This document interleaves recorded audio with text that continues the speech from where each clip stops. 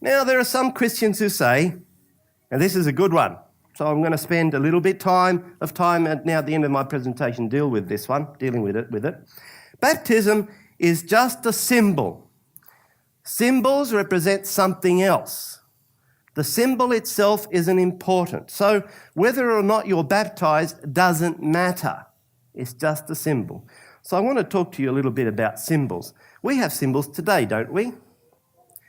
Let's consider marriage. Now, there's some symbols here. For example, you can see a wedding ring.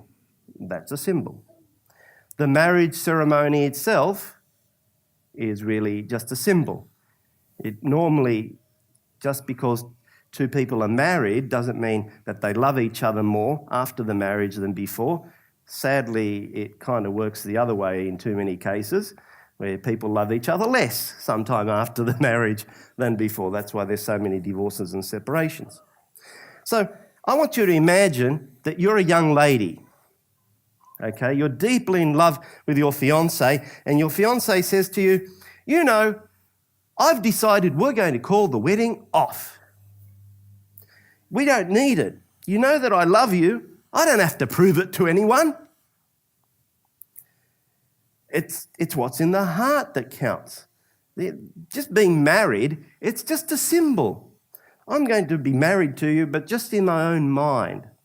And you say to him, but I love you. I've always wanted to be married to you. I'd love to have a wedding ceremony. Please, let's get married. There's the two of us, not just you. What about me?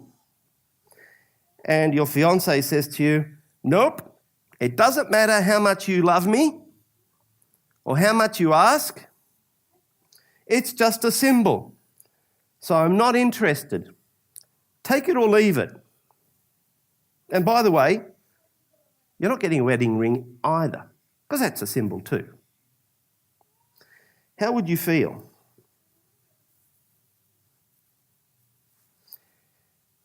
How do you think God feels?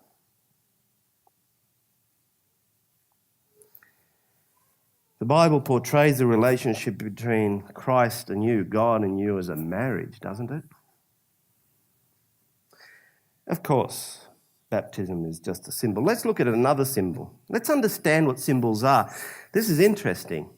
Symbols have really special meaning. It's true they have no meaning in and of themselves, in isolation. Let's say that we have some coloured threads. There's some pretty colours there on the screen. They don't mean anything, do they? But let's say I take some blue thread and some white thread and some red thread, and I sew them together in a specific pattern, and I come up with this. If you're in the USA, substitute, the flag of the United States or of America, or whatever country you're in, substitute your own flag. Now, this is something that people are prepared to die for, isn't it? Because other people have died for what this means. So they can have this today. And they've handed it down to us. And people accept their country's flag usually as a gift that has been preserved from past generations who have sacrificed and died in order to bestow what it means to us.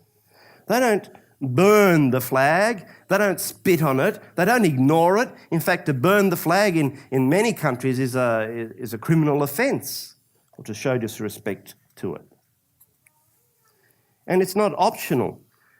People can't be a citizen in the country and say, well, you can have that flag if you like, but I'm going to live in this country and not accept it. That's highly unusual. I'm going to have my own flag.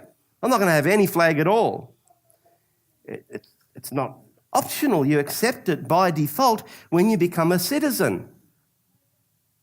It's not your acceptance of the flag that makes you a citizen, but it's part of the package, and it's the same with baptism. Being dunked under the water itself means nothing. It doesn't save you, but it is a gift that has been given to you by the one who gave his life for you.